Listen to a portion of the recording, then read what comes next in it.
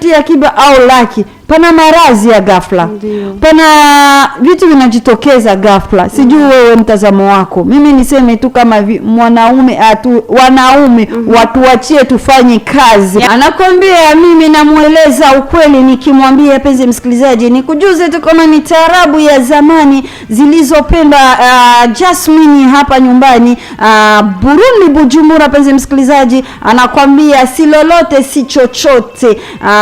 Tujue tu kama Burundi tunaweza na sisi kwa nyimbo hizi za taarabu penzi msikilizaji, lakini tu muda kama huyu wa saa 3:15 ndiye muda tunatia mada yetu mezani. Topiki yetu ya leo ya tarehe 7 mwezi wa 6 2002.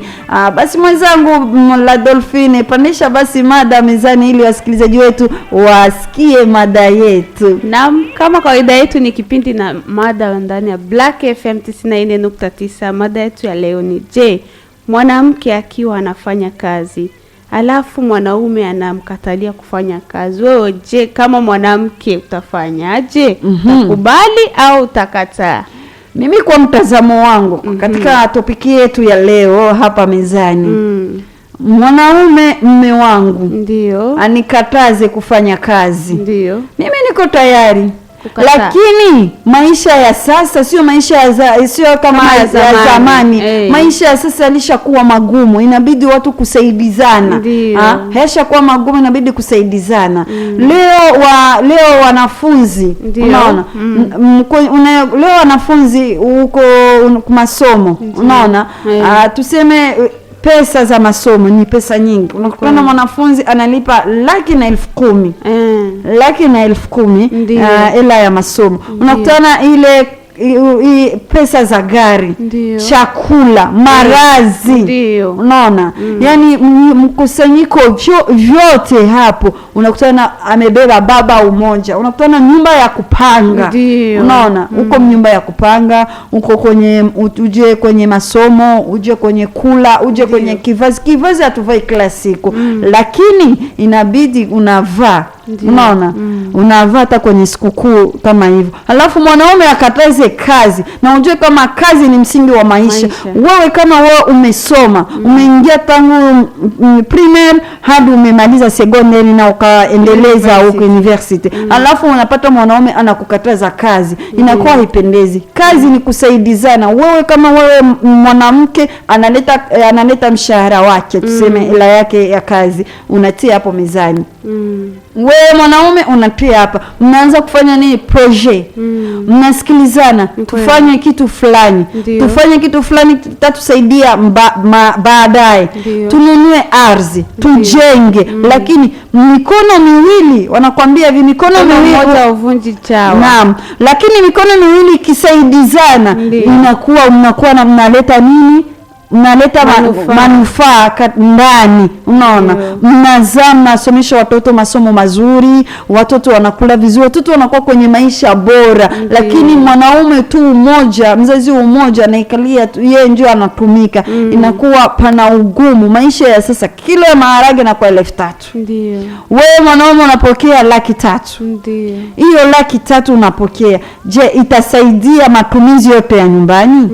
Lakini wewe ukileta 3,000, mimi nikileta 200,000, kwa mwezi tunakuwa na 500,000. Tunachukua mimi nalipa hela ya nyumba. Ndio. Hiyo nyingine tunafanya stock ya chakula. Alafu hiyo stock ya chakula wewe kama wewe unachukua hela kama 50,000 unatia akiba vile. Ushatia akiba au laki, pana marazi ya ghafla.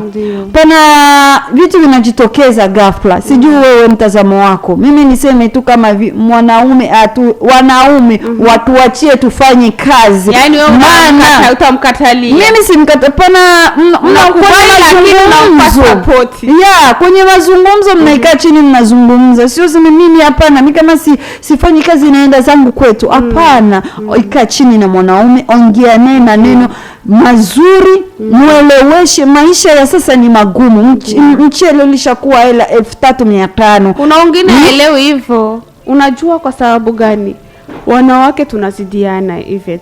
Unakutana mwanamke akishapata hiyo kazi sasa anajisimama anakuwa na mzarau mumewe.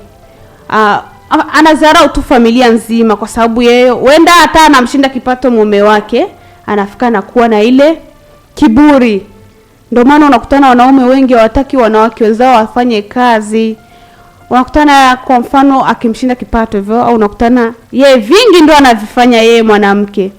Unaona hapo kweli atamheshimu mume wake, nini tu pale, atamnyanyapaa. Ndio maana wanaume wengi kutokana na wivu anafika na mwambia mwanamke aache kazi. Nigusie hapo Dolphin. Mwanamke kama huyo eti kumdharau mwanaume kutokana na wewe mwanamke uko na cheo kazini, unamshinda mume wako. Au wanawake ni wajinga. Sisi tuko wajinga. Maana sisi mwanaume kila siku Mwenyezi Mungu anasema mwanaume lazima awe juu yetu. Unaona? Alafu wewe uwe juu ya mwanaume kivipi? Kazi ni kazi hiyo, kama uko ofisini kama vile Mama Samia Suluhu huko Jamhuri ya Muungano wa Tanzania anajisemeaga kwenye hutuba zake, mimi nikiwa kazini niko kiongozi ya nchi nzima. Unasikia? Niko kiongozi wa nchi nzima. Unaona? Lakini mume wangu akiwa pale kazini naye anakuwa iko pamoja na umma. Lakini mimi nikiwa nyumbani niko chini ya ulinzi uraisi kazini, lakini nikiwa nyumbani mume akiniambia fanya hichi, koropa, piga deki, nigome nguo, nafanya uraisi kazini. Lakini mimi nikiwa nyumbani na vitu vyote vya mume. Wanawake kama wanawapatia ushauri, ukiwa na cheo muheshimu mume tu. Maana mume ni mtu, yeye ndiye kwanza anakufanyia vingi. Anakupa heshima. Unaweza kuwa uko na cheo leo uko rais, lakini hauna mume. Unaona? Hauna mume, yani haupewi ile heshima. Na hapo hauwezi ukakuwa uko rais ukakosa kuwa mume, ukakosa kuwa na mume. Haiwezekani. Hauwezi ukapewa cheo kikubwa kama hauna mume, kwa sababu ya ule ushauri. Mume atakupa ushauri gisi utauendeleza katika kazi. Naam. Unaona, hakuna mwanamke anapashwa yaani awe na cheo. Wanatizama kama mwanamke iko na mume. Hauwezi ukakuwa celibated ukakuwa na cheo kikubwa kwenye jamii kama vile uraisi. Unaona, labda cheo kingine hivyo. Wanawake kama hao, sisi wanawake, cheo chetu cha kazi, maisha, umpato wa pesa za kazini, ukifika nyumbani kuwa chini ya mume wako. Kazi huko, lakini nyumbani tu. Na nawaza nikawashauri wanaume watu wachie kazi, kufanya kazi. Maana kazi ni msingi wa maisha. Mimi huku naleta na wewe unaleta huku. Wewe tu mwanamke unapaswa kujipa heshima. Unapaswa kumpa mwanaume wako heshima, mwanaume wako. Maana usioni kama wewe unamshinda mapato, alafu ukakuwa unawaambia wana mimi unamdharau mwanaume. Haipendezi. Na kuna wengine unakutana mwanaume wenda aneumwa, aendi kazini. Lakini mwanamke kama anatumika, unakutana iko na ule uwezo wa kuleta ndani, kuweka stoke, anamhudumia madawa mume wake kutokana na ile pesa yake. Kumbe sasa wanaume watu wache tufanye kazi ili tusaidizane. Ndio. Pana matatizo yanatujitokeza.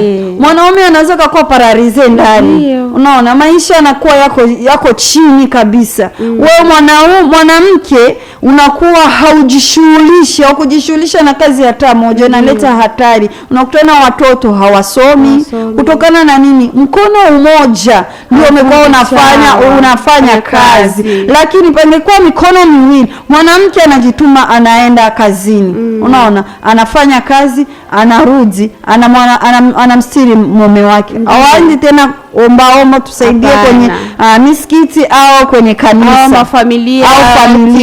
Pamekosekana hizi kwa mganga, pamekosekana hizi.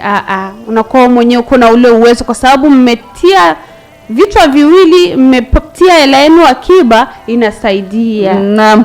Basi penye msikilizaji wa Radio Black FM, ni saa 3:24 ndani ya mjengo wa Radio Black FM 94.9 jijini Bujumbura. Ni shamsham za pwani penye msikilizaji, kipindi chenu kinakuja kila siku Ijumaa 3 hadi Ijumaa, muda wa saa 3 kamili hadi muda wa saa 4 kamili penye msikilizaji. Unaweza ukatoa maoni yako kupitia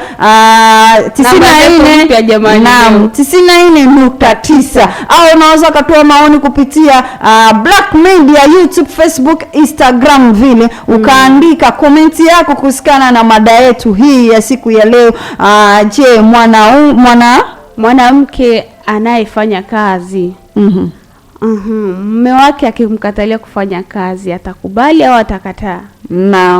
Natumai mada ndio kama hiyo ulishaisikiliza penzi msikilizaji. Unaweza ukachangia katika mada yetu hiyo ya siku ya leo Ijumaa 5 ya mwezi wa 6 2022 penzi msikilizaji.